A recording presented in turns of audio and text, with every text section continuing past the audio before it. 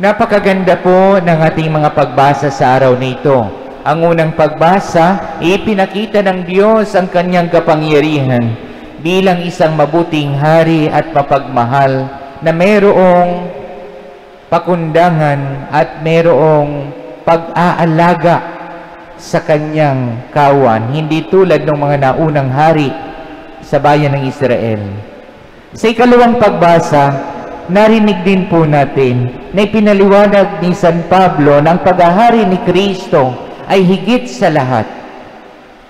Kung tayo ay namatay sa kasalanan nang may katungkulan sa kasalanan ni Adan, higit pa rito ang muling pagkabuhay na ipagkakaloob sa atin ng Diyos dahil tayo ay may kaugnayan kay Kristong muling nabuhay at nagbigay sa atin ng buhay na walang hanggan. Sa ating ebanghelyo, ipinakikita din na si Kristo bilang hari, hindi lamang siya nagpunta dito para lamang magpasikat, hindi lang siya nagpunta dito para makilala natin. Nagpunta siya dito upang iligtas tayo at ipaliwanag sa atin ang dakilang pagmamahal ng Diyos. Na sa tuwing tayo ay magkakamali, hindi tayo pinapatay, hindi agad tayo pinarurusahan. Ano ang ginagawa niya?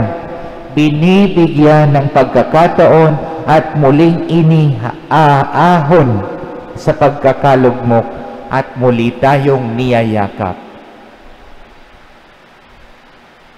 Ibinili ni Jesus ang kabutihang ipinamamalas natin sa ating kapwa, ipinamamalas din natin sa Kanya. Sa madaling salita, ipinaliliwanag niya na ang pinakamagandang ugali ng isang leader ay ang may pagmamalasakit sa kapwa. Kaya naman hindi tayo kinalimutan ng Diyos. Siya na naging hari sa atin,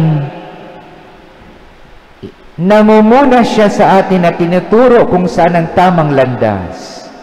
Siya na bilang hari, naglilingkod at nagpapagaling ng may sakit. Itinatayo ang mga nalulugmok, binubuhay ang patay, pinagagaling ang may sakit, pinakikita ang mga bulag, ginagamot ang mga bingi, pinalalakad ang mga pilay. Ibig sabihin, ang Diyos merong malalim na pagbibigay ng importansya sa bawat isa sa atin. Ang tanong, mga kapatid, ano po ang kahalagahan ni Kristong Hari sa buhay natin? Alam nyo, itong nakaraang week, medyo busy ako kasi sabay-sabay yung nagkakasakit ng mga pare. Ako ang in-charge sa mga paring may sakit at mga retired. Halos sabay-sabay sila, tapos marami pang mga schedule sa parokya. Tapos kahapon, sa dami ng schedule, yung ginagamit kong sasakyan, na flat, dalawa pa, magkabilaan sa likod. Sabi ko, ang hirap naman kung kailan ka nagmamadali. Pagod na pagod ako, sabi ko, iniutos ko na lang sa staff, buti na lang may bakante. Tapos umulan pa kahapon, nilakad ko, papunta doon sa mimisahan ko. Nagtatanong ako, sabi ko, Lord, bakit naman ganito kahirap itong linggong ito? Pagod na pagod ako. Nagpagupit na nga ako para hindi mukhang haggard. Tapos kahapon, nung binigay sa akin nung staff, eto po, Father, sabi niya, 3 pako po o tornilyo ang nakuha sa inyong gulong. Nung ibinigay sa akin, sabi niya, yan po ang nakuha sa gulong, pero okay na po yung sasakyan ninyo. Sabi ko, salamat naman. Nung makita ko yung 3 pako, ang naalala ko si Jesus. Sa mahirap na sitwasyon, ang dapat nating tanggulan ay ang Panginoon. Sa mahirap na sitwasyon, ang Diyos ang magbibigay sa atin ng kaliwanagan. Kapag dumating na tayo sa punto na sabay-sabay na ang problemang dumarating, hirap na tayo, lumapit tayo sa Kristong Hari na siya ang nagbibigay daan, nagtuturo kung saan ang landas, kumikilos kapag hindi na natin kaya at nais na nating sumuko sa buhay. Dahil si Jesus, siya ang ating tagumpay. Anumang napagtatagumpayan natin sa daigdig, hindi po ito dahil sa ganang atin lamang. Ito po ay dahil sa kilos ng Diyos sa ating buhay. Huwag po tayong matakot na lumapit muli sa tuwing tayo ay nagkakamali. Huwag tayong mahiya na lumapit muli sa tuwing tayo ay magkakasala. Huwag tayong mawala ng pag-asa kung minsan tila baga hindi agad nagsasagot ng Diyos ang dasal natin dahil meron siyang balak at magandang plano para sa atin. Kumapit lamang tayo sa ating Panginoong Hari ng lahat ng bagay at tiyak ang lahat ng bagay ay magiging magaan. Let me end my sharing with this story. Sa isang kalsada, highway, mayroong isang nangyaring aksidente. Yung pamilya yun, yung mag-asawa at 2 anak. Sa tindi ng tama ng aksidente, lumusot yung tatay sa mirror, no, sa harapan.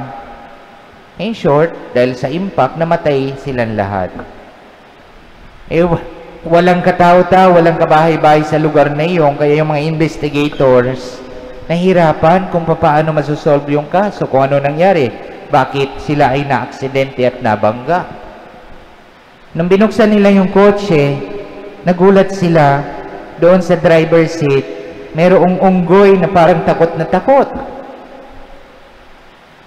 So, pinakain muna nila as inamo-amo kasi baka mangagat. Pero ayaw, malungkot. Pero mamaya, nung makakain na, naibisan siguro, gumaan yung pakiramdam ng unggoy, nakakausap nila, very jolly.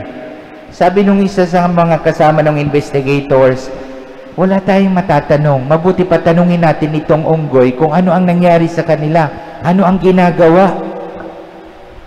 So, inuna nila, tinuro nila yung bata. Anong ginagawa nitong dalawa? Sabi ng unggoy, nagsusuntukan. Sabi nila, baka na-aksidente ito kasi nagsusuntukan yung 2 bata. Na-distract yung nagdadrive. Tapos tinuro naman nila yung nanay, eto. Sabi ng unggoy, Baba! Nagbubunga nga. Sabi niya, may ingay. Baka na-distract yung nagdadrive. Kaya nabangga sila. Tapos sabi nila, tinuro nila yung tatay. Sabi niya,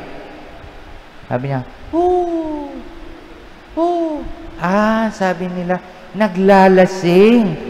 Kaya pala siguro nabangga kasi baka siya yung nagdadrive. Nalasing. Sabi naman, siya, tanungin mo kung anong ginagawa. Ikaw, anong ginagawa mo? Siya pala yung nagdadrive. Kaya nabangga. Mga kapatid, ang dapat na driver ng buhay natin, hindi unggoy. Kailangan ang Diyos. Si Jesus. Kasi kung hindi ang Diyos ang driver ng buhay natin, talagang mababangga tayo at mapapahamak. Hilingin natin sa Kanya na Siya ang manguna, mag-drive para sa atin upang tayo ay laging ligtas at mapayapa sa paglalakbay. Amen.